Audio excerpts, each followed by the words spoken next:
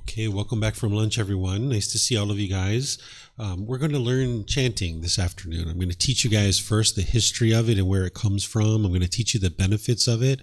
Then we're going to actually do it, where I'll teach you guys. We'll be doing it as a class. Then we're going to put it together with some meditation.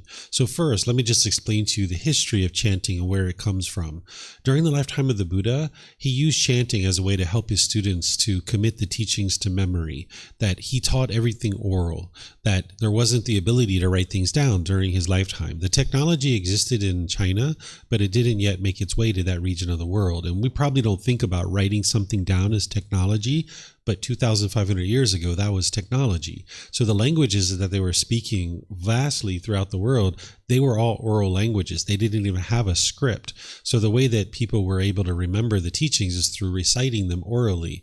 Every 2 weeks, his students would come together. They would recite his teachings word for word for word. So this is where chanting actually came about. Here in Thailand and in other parts of the world, we still chant in this historical language of Pali. And this is the tradition of Buddhism called Theravada Buddhism. There's three main schools of teachings that are considered to be Buddhist. There's Theravada, Mahayana, and Vajrayana. But all these things can't be Buddhism because there's only one Buddha and there can only be one set of teachings. And it's the original words of the Buddha that are the actual teachings that he shared. In the Theravada tradition, they refer to it as the teachings of the elders. That's what Theravada means. It means the traditional, original form of teachings of the Buddha. So they refer to it as Theravada. And that's the original words of the Buddha that they consider the Pali Canon, the source teachings for the teachings that he actually shared. But then 500 to 1,000 years after the death of the Buddha, there's these other schools, these other traditions that kind of crop up. And Mahayana is one of those. Vajrayana is one of those.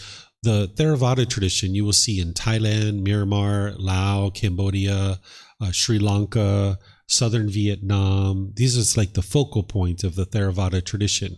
But in reality, it's spread all throughout the world. You'll find it even in North America or other places like this. You'll find it all over the place. The same thing with Mahayana. It's really focused in China, but it's made its way all throughout the world. And then the Vajrayana tradition, this is like in Tibet and the Russian Republic of Kalmykia. They have this tradition is pretty strong there. But in reality, these things have spread all throughout the world. What you're going to see as you get into Mahayana and Vajrayana Buddhism, if you ever look at that kind of stuff, is there's a lot of rites and rituals and ceremonies and worship and prayer, worshiping deities and things like this. And you can see through the original words of the Buddha that he didn't teach these things, and it doesn't actually lead to improved condition of mind. It doesn't lead to enlightenment, but these things are actually being taught in those traditions. Because of impermanence, it's affected these kinds of things. And they do chanting in those traditions as well, but they will tend to chant in a local language. So if you go to Vietnam, for example, and you're learning Mahayana Buddhism, you would need to first learn Vietnamese, and then you could chant with those people in Vietnamese. Or if you went to China, you would need to first learn Chinese, and then you would be able to chant in Chinese. This particular tradition of Theravada, we all chant in the Pali language. So whether you're in Sri Lanka or Myanmar or North America or Thailand or anywhere else, you can be chanting in the Pali language. We all have this unifying language. There's a kind of a different dialect from one place to the other, where here in Thailand, they tend to chant with a certain dialect, where you can chant along with people in Sri Lanka, but they're going to say them just a little bit differently. But if everybody's chanting together, it just sounds all the same. So what I'm going to be teaching you is I'm going to be teaching you how to chant in the Pali language, and it's with a Thai dialect, because when I was learning Buddhism, I heard it through the Thais chanting. So I kind of acquired a Thai dialect of chanting. But if I sat down with someone from Sri Lanka and I chanted with them, we'd be chanting the exact same thing. There'd just be a slight difference in pronunciation. So if you learn how to chant in the Pali language, you can go to any temple that is a Theravada temple, and you'd be able to chant right along with those people. Even though you've never been to that temple before, they'll be chanting the exact same chants that you're learning today. So I'm going to teach you 3 chants that are like the primary chants that you're going to see, that if you go to certain temples or certain events, they're going to be chanting these particular things. And as I shared with you, the origins of chanting is that it came from being interested in helping his students to remember the teachings because they didn't have the ability to write things down. So they chanted as a way to commit them to memory. So there isn't anything mystical or magical here with the chanting. It's not prayer or worship or anything like that. Today, it helps us to ease into meditation and actually get more benefit out of meditation itself. And there's other benefits as well. So I'm going to share with you what all these benefits are that I see as I've practiced chanting throughout the years. So the benefits of chanting is, the first one is, if you study the original words of the Buddha on meditation, and you see what he taught about meditation, he talks about what you should do before you meditate. And then, of course, he talks about meditation and how to actually do breathing mindfulness meditation. And one of the things you're going to see that he says regularly is that before you meditate, you should set up mindfulness in front of you. This is his guidance and his instructions, to set up mindfulness in front of you. Mindfulness is awareness of mind. So setting up mindfulness in front of you before you start meditating is to bring awareness to your mind, that you don't just plop down into meditation and start meditating. You would like to bring some general awareness to the mind. So for me, when I chant, that's what chanting is doing. One of the benefits is it brings some awareness to the mind and start helping you to gather this awareness so that you actually get more benefit out of the meditation session itself. Then it helps you to develop this awareness of mind, helps you to develop concentration, and also helps you to develop memory, because your mind is kind of like a muscle. If you take your body to the gym and you work out each day, that muscle is going to get stronger and stronger. And now when your friend's like, hey, can you help me move my sofa? You're like, sure, no problem. You can help them move their sofa, right? Because you've been exercising the muscle. It's strong and it's available for you. Well, your mind is essentially the same way. It's like a muscle. And if you exercise it, it will be strong and it'll be capable to support you in your life. So by you doing some chanting, you're going to need to have some concentration and some memory. And these are qualities of mind that you're building as part of your chanting practice. So you'll notice those benefits. You also notice awareness of the breath, that as you're chanting, you're going to have a certain awareness of the breath in order to chant. So if you're easing into meditation with awareness of the mind, concentration, you're developing some memory, you're setting up mindfulness, you're getting awareness of the breath. If you do that, the chants that I do is about 2.5 minutes before meditation. You're entering into meditation with awareness of mind, with some concentration and awareness of the breath. And right away, you're getting benefit from your meditation right from the beginning. Whereas if you were to just plop down into meditation and start meditating, it might be 5, 10, 15 minutes before you start gathering everything together that you're actually getting benefit from that meditation. So this type of chanting can really help you get more benefit out of the meditation itself. It's going to help slow, relax, and ease the mind in the meditation. Because one of the things that the unenlightened mind experiences is it experiences that go, go, go, go, go, go. You might be chasing things in your day-to-day life, where this chanting really slows the mind down. It really helps you to establish that in your life. And sometimes people think about slowing your mind down as being unbeneficial.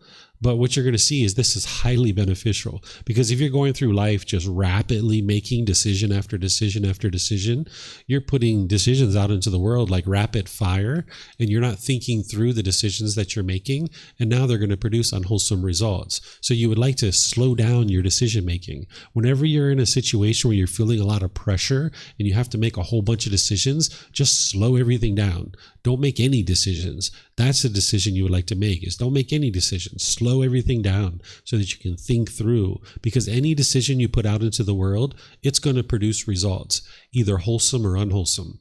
And you would like to really think through your decisions so that when you put those out into the world, you can experience improved results and have wholesome results. So by slowing your mind down, you're going to be able to think through your decisions before you actually make them, so you can have very deliberate decision making.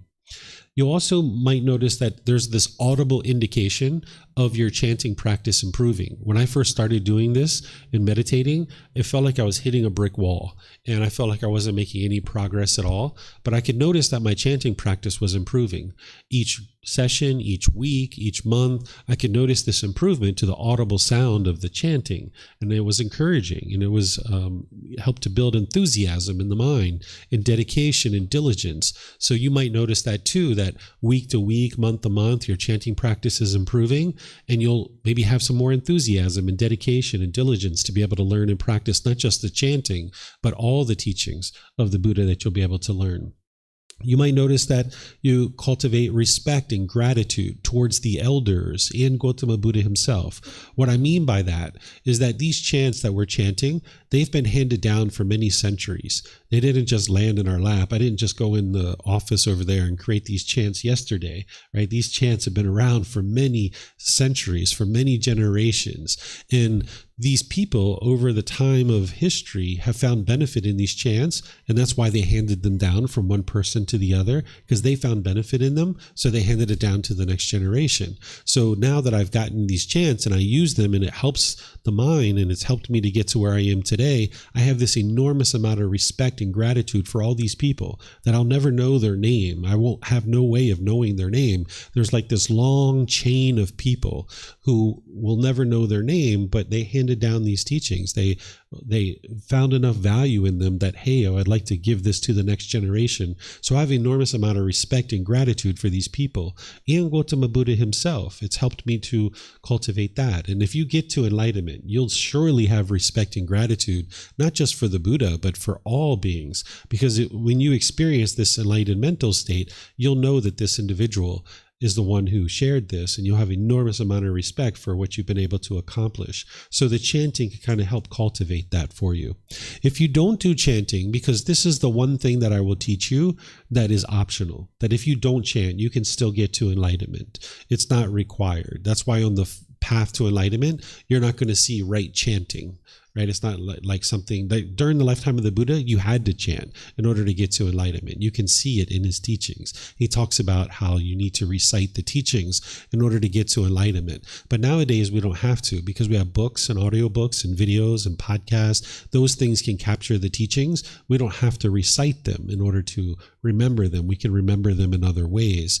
But during his lifetime, you had to remember them. So now you don't have to chant in order to get to enlightenment. But if you do chant for a few weeks or a while and you see that it's working well for you, you might decide to continue to chant like I did. But if you chant for a few weeks and you noticed and you're like, I'm not really liking this thing too much, then you could set this aside and you would still be able to get to enlightenment. But you're still going to need to be able to do these things. You're going to still need to set up mindfulness in front of you. You're going to still need to develop awareness of mind, concentration, and memory. You're going to need awareness of breath, easing into meditation, helping to relax the mind. Whether you have an audible indication of your practice improving or not is up to you. You're going to need to cultivate respect and gratitude for all individuals, not just the elders and the Buddha, but all individuals that you interact with. So if you choose not to do this, you can still get to enlightenment. And one of the things that the mind will do in the unenlightened state is, because it craves permanence and it wants things to be a certain way, when you start introducing some impermanence, some change into your life, oftentimes the unenlightened mind will try to push it away. It'll say, I don't want to do that. Right? The mind doesn't want to apply the effort. It wants to be complacent. So what I encourage you to do, whether it's this stuff or anything else in your life, is try it for a few weeks and see how it goes. Because you're not going to have a really good perspective of whether or not something is beneficial for you until you've done it for a period of time. Because your mind's going to probably be interested in rejecting something. Think about like a new friend or a new college class or even a new pair of shoes. You might put on the new pair of shoes and you're like, they just don't feel the same as my other ones, right? You might be interested to reject this thing, maybe some new food or something like this. So if you try something for a week or 2 or 3 or 4, now you've gotten past that impermanence, and now you can really assess whether this thing is beneficial for you or not.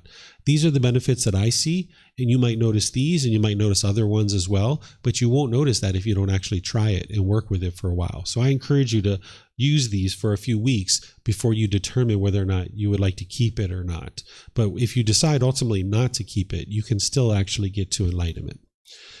And then lastly, I like to share that there's no mystical or magical benefits with chanting. This is what I can share with you, and I can help you to be able to see this for yourself and be able to independently verify it. But you will see other people that will tell you that there are mystical or magical benefits with chanting. You can go to temples and they will say, you got to chant this chant. If you chant this chant, you're going to get an extra long life. And our temple's the only ones who know it, and you can't tell anybody else. Or, hey, chant this chant and you're going to get your boyfriend or girlfriend back. They're going to come back to you. Here, chant this chant. Or here, chant this chant. You're going to get rich and wealthy. All different kinds of things. You're going to hear all kinds of stories like this.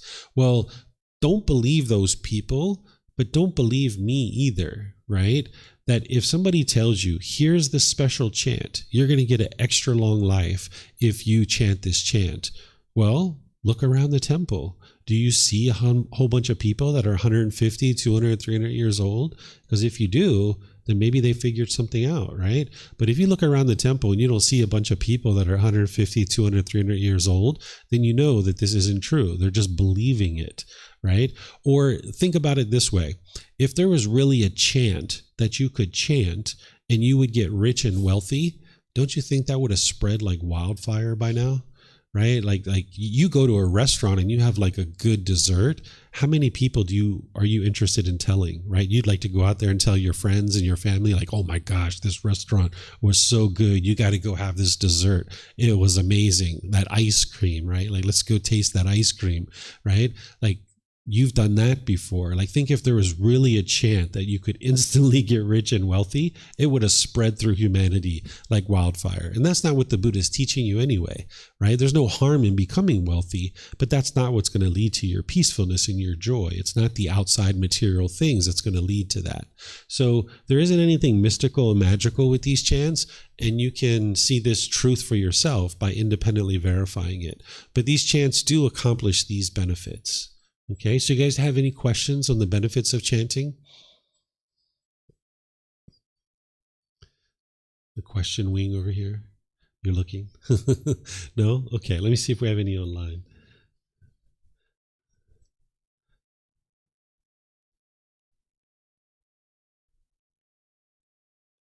Okay, I don't see any questions online either. Okay, so now I'm going to teach you guys the actual chants. So I'm going to teach you 3 chants, and these are the most popular chants that you see. If you go to a certain event at a Buddhist temple, they'll tend to chant these particular chants. This first one is referred to as the triple gem or the triple jewel, and what you're chanting is there's respect for the Buddha, the teachings, in the community. I suspect his students actually created these chants. It probably wasn't the Buddha himself, because a Buddha wouldn't have taught these things to his students and say, here, chant these chants out of respect for me, because that would be ego and arrogance. And an individual who's enlightened, who's a Buddha, would have eliminated that from their mind. So here what we're doing is we're going to chant 3 phrases. One's for the Buddha, one's for the teachings, and one's for the community. And we refer to this as the triple gem or the triple jewel because you need all 3 of these things in order to be able to get to enlightenment. You wouldn't be able to get to enlightenment if you didn't have confidence in the Buddha, you didn't have access to his teachings, and you weren't part of a community. You need all 3 of these things. If you just had 1 or 2 of these things, you wouldn't be able to get to enlightenment. So if you had confidence in the Buddha, but you didn't have access to his teachings and you weren't part of a community, you wouldn't be able to get to enlightenment. Or if you had access to his teachings, but you didn't have confidence in him and you weren't part of a community, you wouldn't be able to get to enlightenment. Or if you were part of a community, but you didn't have confidence in the Buddha and you didn't have access to his teachings, you wouldn't be able to get to enlightenment. So you would need to have all 3 of these things. So that's why we typically start an event at a temple with these chants, because these are the 3 things that you need in order to be able to get to enlightenment.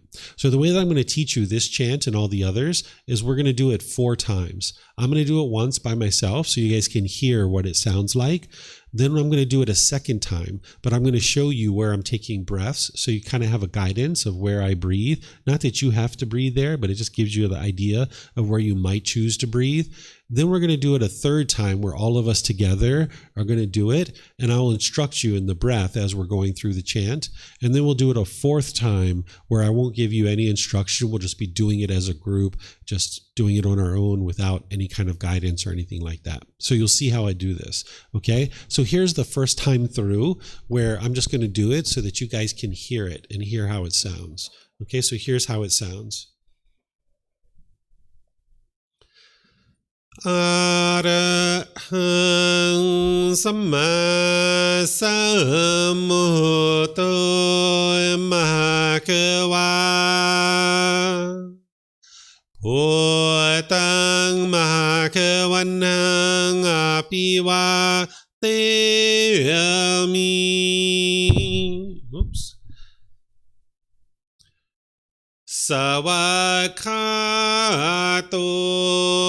Mahakavata Tammo Dhammang Namasami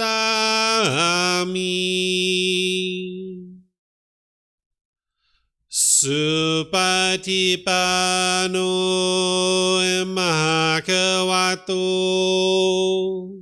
Savaka Sangho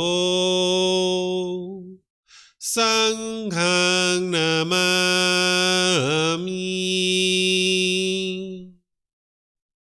Okay, so that's the way it sounds. And what you might have noticed there is that I'm bowing at the end of each one of those. Whether you choose to do that or not is up to you. It's your practice. I'm not here to control you or force you to do any particular thing. But if you would like to bow, that's a place where people will usually bow. If you're in a large group of people, typically what they'll be doing is they'll be bowing to the floor, because usually there's a statue of the Buddha in the front of the room and people are bowing to this as a way to kind of help the mind eliminate ego.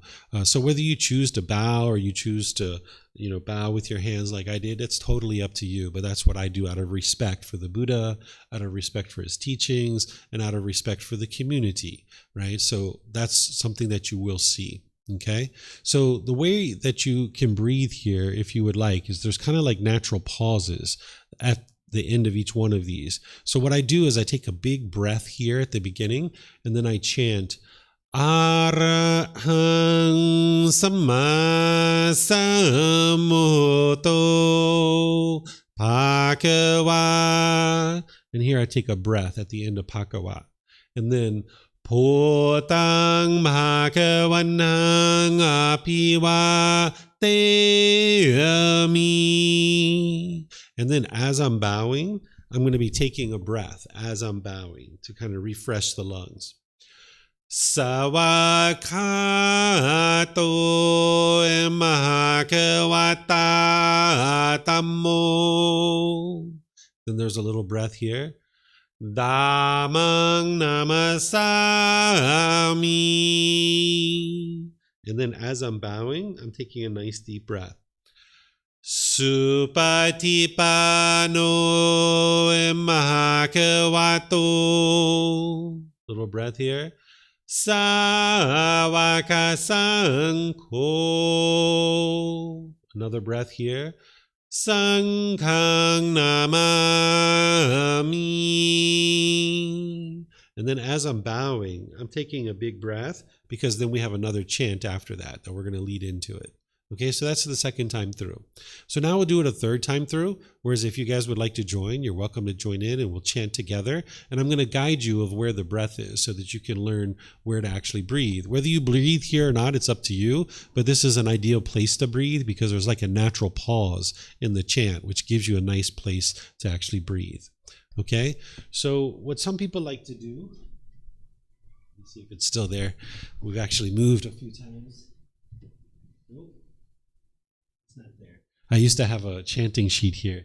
One of the things that some people do, I can use your chanting sheet.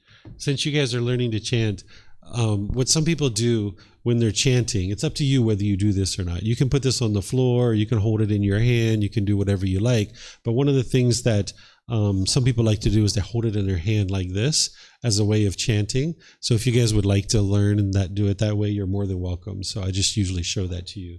So I usually store that right there. You have a question? Yeah.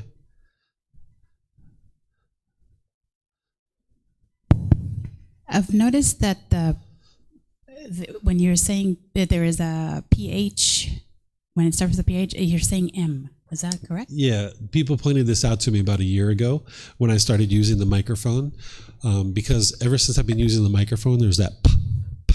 And I've tried to cut down on that. So I kind of like soften the P, where before I started using a microphone, I chanted it this way.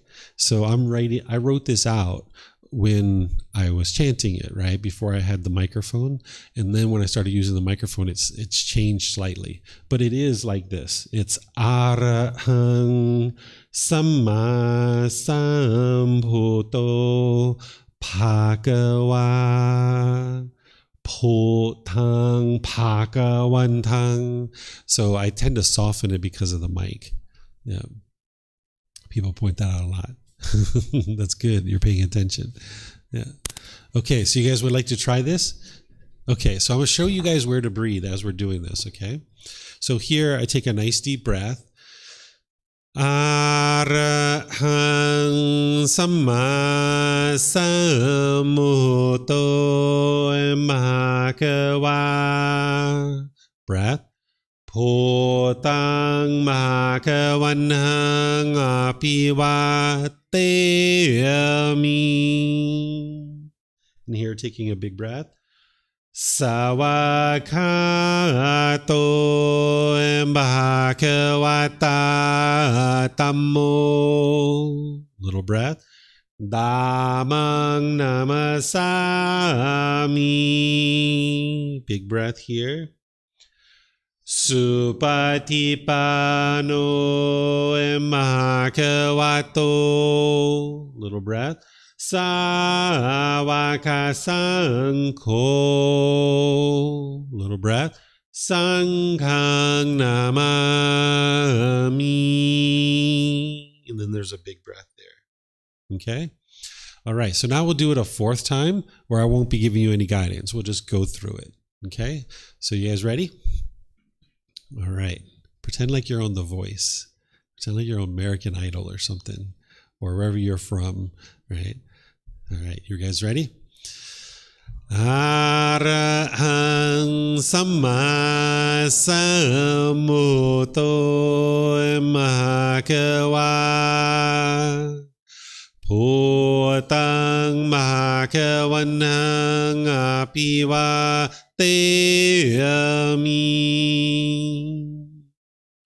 Savakato Bhagavata Tammo.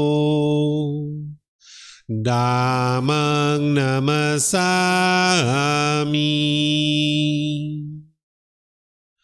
Supatipano Bhagavato. Savaka Sangho. Sanghang Namami. Okay, good job. Yay. All right. Maybe some of you guys should pick up your mics and chant into the mics. Yeah, sounding good. Not yet, Galit? Not yet? Maybe tomorrow? All right, do you guys have any questions on this one? Yes, sir.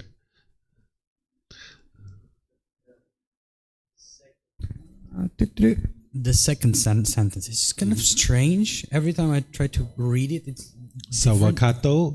Yeah, let's go slowly, word by word. So Sure. Savakato Bhagavata Dhammo. second, that's third here. Oh, you consider that the third one? Okay. So the Putang. Putang. Photang Bhagavanhang Apivateyami. So Bhagavan to Han. Here, this is Photang Bhagavantang Apivateyami. okay. Got it? Yeah. Okay. Any other questions? Okay. All right. So now we'll go to the next one. This one I just refer to as the Namo Tassa. There's probably another way to refer to it. This is a really simple one in my opinion because it's the same phrase, just repeated over and over 3 times. If you were a Thai child growing up in Thailand, as soon as you start mouthing a few words, they're going to teach you this. I've seen like little kids that are like 1.5 years, 2 years old that can chant this chant, right? So when I learned how to chant, I learned this one first. Then I went to the Arahang, the one that we just did, and then I went to the third one because some of the syllables that are in here show up in some of the other chants. So if you're having challenges to learn all the chants, you might decide to start with this one, then move to some of the other ones. But oftentimes students say like, no, learning all of them at the same time is easier for them. So you can choose to do that if you like. It's up to you. So when I was doing this, I didn't have anybody to help me. I was doing it on my own. So I had to figure out how to do it. So I started with this one. So again, we're going to do it 4 times. Okay, so this is how it sounds.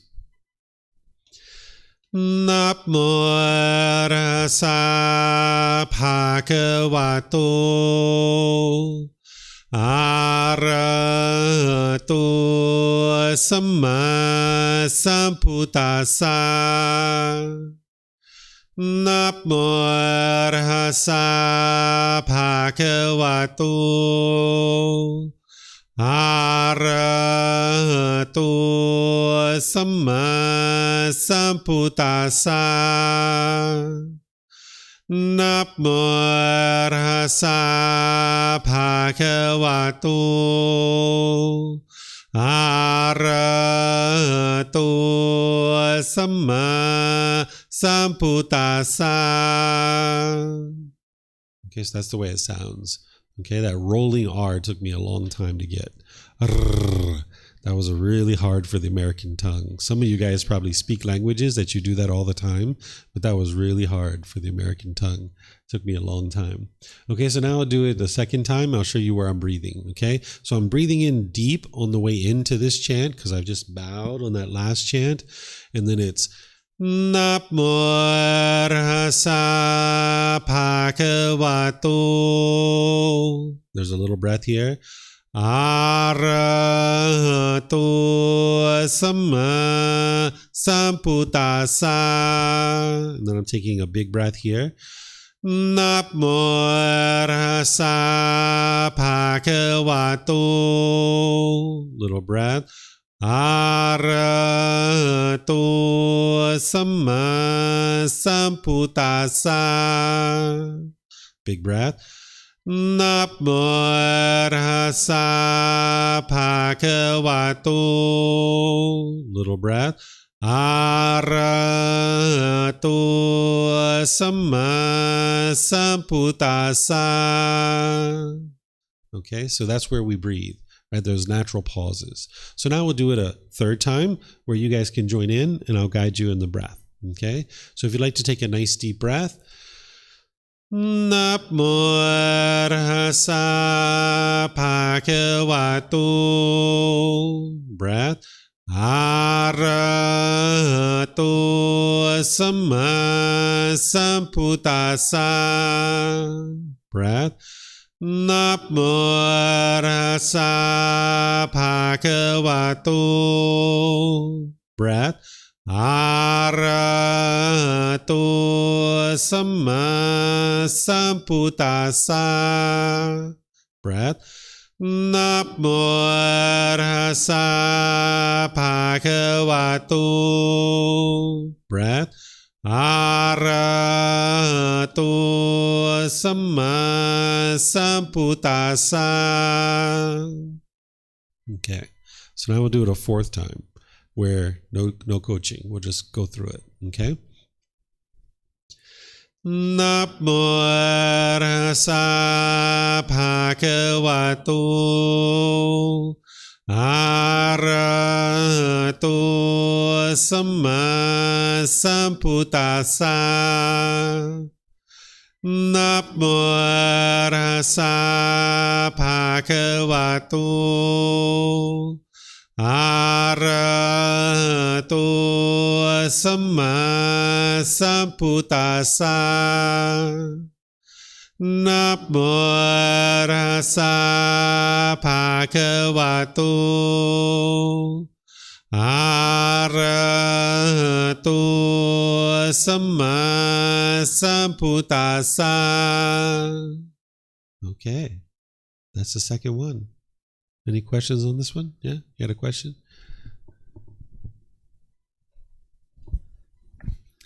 So after Namo, it sounds like you're putting a rolling R before the Ta. Namo tassa. When you're doing Namo. it normally, it's, Namo tassa. Namo tassa. I don't know. Yeah. when you were doing it now, just now, Yeah. It's not there. it's not there. But Yeah. when you were doing it before, it was Namo Tassa. Okay, so this is a good time to talk about this, right? So, is there just one way to chant? No, right? Because of impermanence, right? So that's why, like, when you go to Sri Lanka or you go to Thailand or Burma or Myanmar, you'll hear different people chanting different ways. Even here in Thailand, like one temple to another, they will sometimes chant slightly different. So you'll hear differences here and there, but you get to what you feel comfortable with. And when you're in a community like this, you're going to hear most people chant the same way as the leader of the group, of the community. So if that's what I'm doing, you might end up developing that. But if you didn't do that, nobody's going to notice, right? It's not like we're judging you of whether you're chanting well or not. It's more about your intention and putting your thought into it and cultivating the mind with that awareness and that concentration and focus and things like that. Okay. All right. So now we can go to the third one. I found this one to be a bit challenging, but other people said, no, this is the easiest one out of all of them. There's a lot of syllables here, right? So if you need to practice the other ones before you get to this one, feel free to do that. But when you're here, you'll be able to learn all three of them. So I'll do this 4 times so you guys can hear it, and then we'll do it together. Okay? Here we go. Iti piso mahakawa arahang samma sambuddho vicacaranang sammuno sakhato rokavitu Anutero purisa Dhamma sati satatawap manusanang Bhutto bhagavati. Okay, you guys might be hearing the natural breaths already, right? Because you've done this a couple times now. You might be hearing where I'm pausing, and you're probably cluing into that, which is really good, right? But let me show you guys where these breaths are. So I've taken that big breath coming in from the last chant, and now it's Iti piso imakawa. There's a little breath here. Arahang samma sambuddho. Big breath here. Vicacaranang sammuno. There's a little breath here. Sakhato rokavitu. Big breath here. Anutero purisa. Little breath here. Dhamma sati satatawa manusanang. Little breath here. Bhutto bhagavati. Okay, if you hear this around Thai people, they might actually end that one with bhagavati. They'll just kind of end it really abruptly, but I think it sounds nice when I drag it out, so that's why I've always dragged it out. Okay? So now what we'll do is we'll go through it together, where I'll guide you in the breath. Okay, so this is our 3rd time through. So if you'd like to chant it, we'll go through it. Take a nice deep breath here. Iti piso imakawa. Breath. Arahang samma sambuddho. Big breath. Vicacaranang sammuno. Little breath. Sakhato rokavitu. big breath. Anuttaro purisa, little breath. Dhamma sati satatawa manusarang, little breath. Puto bhagavati. Okay, so that's the third time through. So now we'll do it a fourth time where I won't guide you. Okay, we'll just harmonize together. Okay? Anybody need a glass of water? I need a little sip. Oh, I don't have any. I'll get some later. Oh, thank you. Yeah. All right, here we go. You ready? Iti piso imakawa arahang sammasammuto vichacharanang sammuno sakato rokavitu anuttaro purisa Dhamma sati satatawa manusarang Puto bhagavati. Okay, good job. Yay. All right, thank you, Cecilia. Thank you.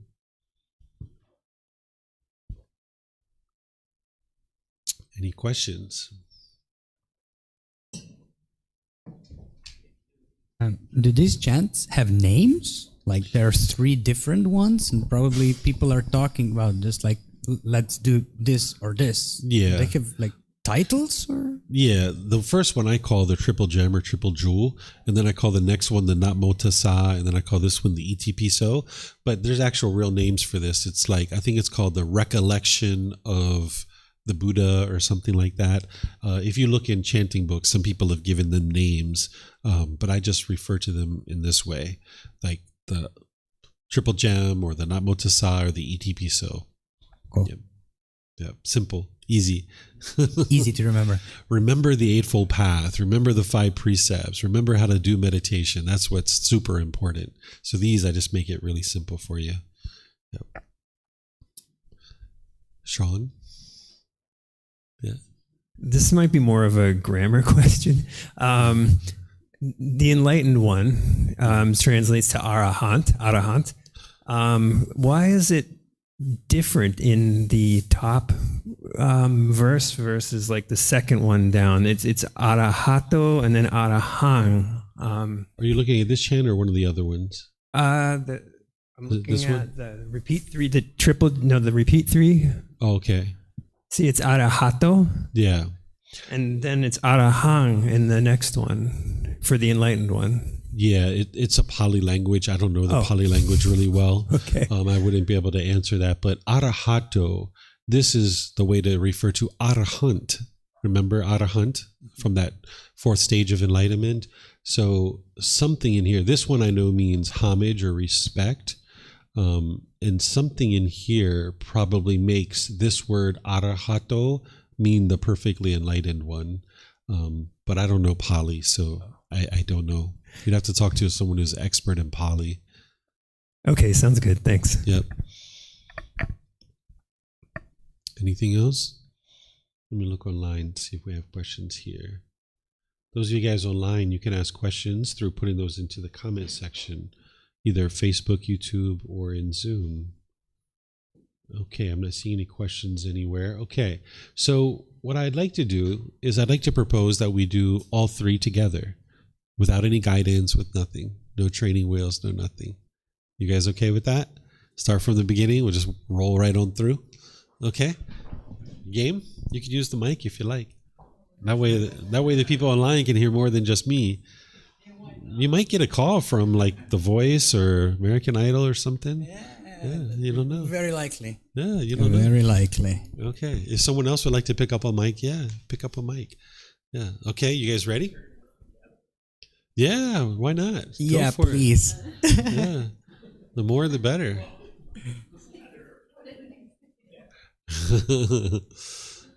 Okay, you guys ready? Arahang Samma Sambuddho Bhagava Bhutang Bhagavanang Apivateyami Savakato Bhagavata Dhammo Dhammang Namasami Supatipano Bhagavato Sāvaka Sangho Sanghang Namami Namo Rasa Bhagavato Arahato Samma Sambuddhassa Namo Rasa Bhagavato Arahato Samma Sambuddhassa Namo Rasa Bhagavato Arahato Samma Sambuddhassa Iti piso Bhagava Arahang Samma Sambuddho Vichacharanang Samuno Sakato Rogavitu Anutero Purisa Dhamma Sati Satatawa Manusra Poto Bhagavati. All right, nice. Sounded good. Nice, wonderful. All right. You guys did that well. Sounds good. Yeah. Okay, so now the next challenge. Okay, I suggest that we do all three, but then we go into meditation. Do some meditation. I'll guide you in the meditation. Then we come out of the meditation and we do this together as part of that. Anybody need a bathroom break before we do that? A little 5-minute? No? Anybody need some water? No? You guys are troopers. Yeah, it's like, let's go, locked and loaded. Okay, you guys up for meditation? Okay, all right. So we'll do the same thing. We'll just do all three, and then we'll just slip into meditation, whatever position you normally take. And then I'll give you the guidance during the meditation. We'll have that period of time where it's quiet, and then we'll come out of the meditation with the chanting, and you guys can join in to the chanting at that point. Okay? All right, here we go. Arahang Samma Sambuddho Bhagava Bhutang Bhagavanang Apivateyami Savakato Bhagavata Dhammo Dhammang Namasami Supatipano Bhagavato สาวกสังโฆสังฆังนามามินะโมตัสสะภะคะวะโตอะระหะโตสัมมาสัมพุทธัสสะนะโมตัสสะภะคะวะโตอะระหะโตสัมมาสัมพุทธัสสะนะโมตัสสะภะคะวะโตอะระหะโตสัมมาสัมพุทธัสสะอิติปิโสมะภะคะวะอะระหังสัมมาสัมพุทโธวิชาจารณังสัมมุโนสกาโตโรกาวิตุอนุเตโรปุริสาดามาสติสัตตาตาวามนุสนังโอโตภะคะวะติ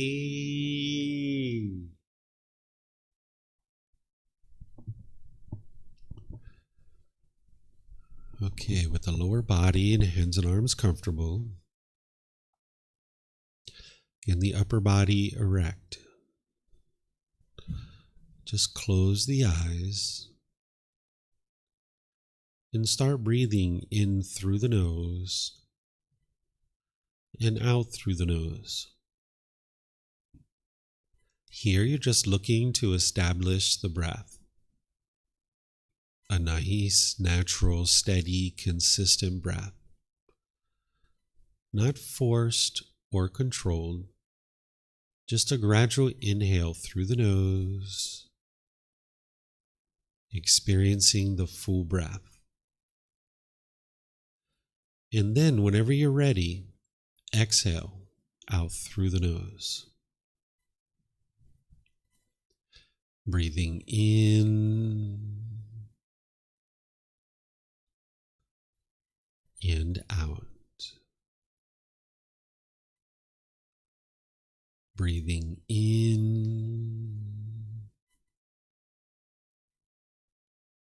and out.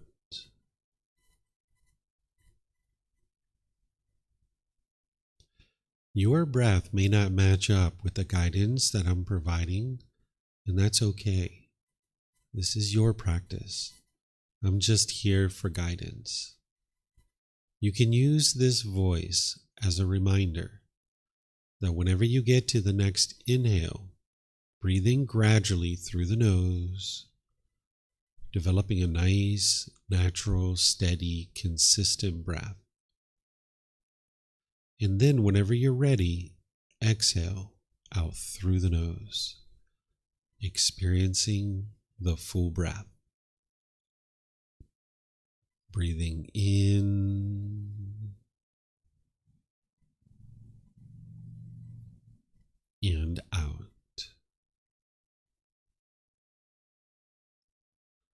Breathing in and out.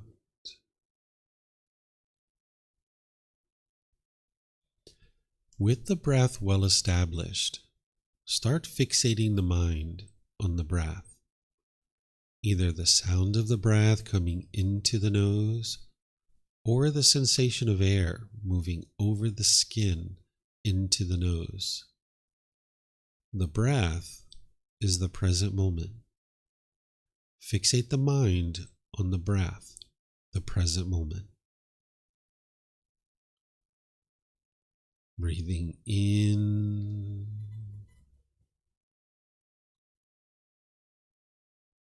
and out. Breathing in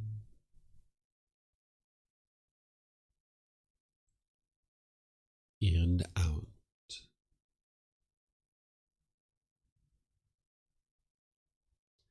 With the mind fixated on the breath, whenever you notice that it moves off the breath, cut that off, let it go, and come back to the breath, the present moment.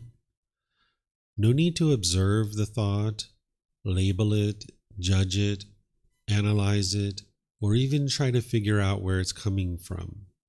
Whenever you notice that the mind is moved off the breath, cut that off, let it go, and come back to the breath, the present moment. Breathing in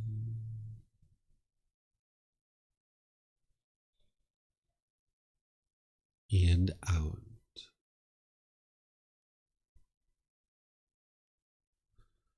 Breathing in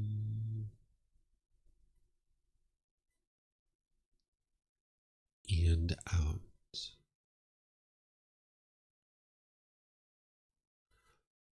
I'm going to be quiet now and let you do this work of focusing on the breath, cutting off and letting go anytime the mind moves off the breath.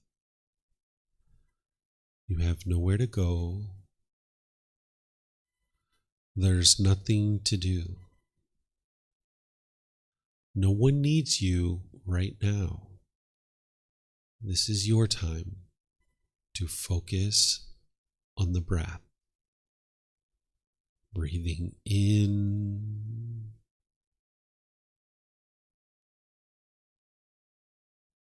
and out.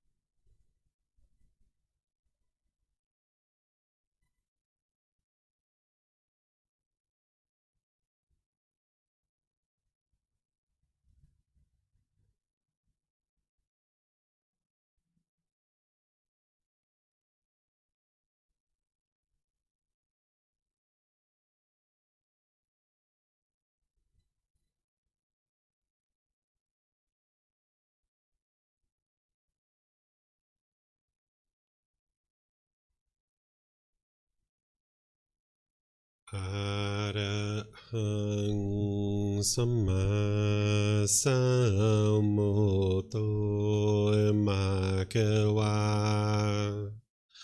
โพตังมหาควันตังอภิวาเทมิสวากขาโตมหาควตาธัมโมธัมมังนามัสสามิสุปฏิปันโนภะคะวะโตสาวกสังโฆสังฆังนามามินะโมตัสสะภะคะวะโตอะระหะโตสัมมาสัมพุทธัสสะนะโมตัสสะภะคะวะโตอะระหะโตสัมมาสัมพุทธัสสะนะโมตัสสะภะคะวะโตอะระหะโตสัมมาสัมพุทธัสสะอิติปิโสภะคะวะอะระหังสัมมาสัมพุทโธวิชาจารณังสัมมุโนสกขาโตโรกาวิตุ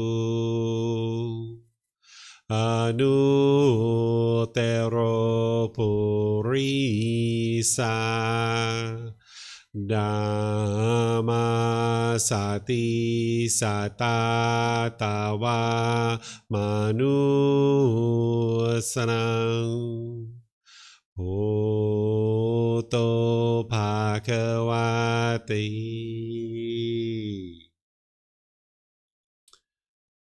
Okay. What a wonderful day, huh? Great way to start the new year. All right. You guys have any questions on any of this? No? Okay. So tomorrow, we're going to start things off with the chanting and meditation. So when you guys come in, if you'd like to get a chanting sheet, you're welcome to do that. Then after the chanting, I'm going to go into teaching you the Eightfold Path, which includes the 3 Universal Truths and 4 Noble Truths. We'll take a break in there. Then we're going to have lunch. Then we'll come back and I'm going to teach you about meditation. And by that point, you will have already done 3 meditations with me. So it'll be a good time to actually teach you at that point. So for those of you guys that are used to coming on the weekends and you hear me say the same things over and over and over again at the beginning of class, tomorrow you won't have to hear that because it's the same class. We won't have to talk about the bathrooms and the snacks and all the other stuff that I normally talk about. Okay. All right. Well, it's been nice to spend this today with you guys, this afternoon with you guys. Whatever you guys decide to do, have a wonderful and lovely rest of your day. Perhaps you might try to get a meditation in this evening. That would be really helpful for you now that you've been learning this, is get another meditation in. Even if it's 5 minutes or 10 minutes, it doesn't matter. Just try to see if you can get another one in. This will really help you over this week to really get used to meditating 2 or 3 times a day. This will really help you build up your practice. And you'll see a real difference in the condition of the mind. Even in just this week, you'll see how the mind improves. So have a wonderful day, and perhaps we'll see you guys tomorrow. Sawadee Kap. Sawadee Kap.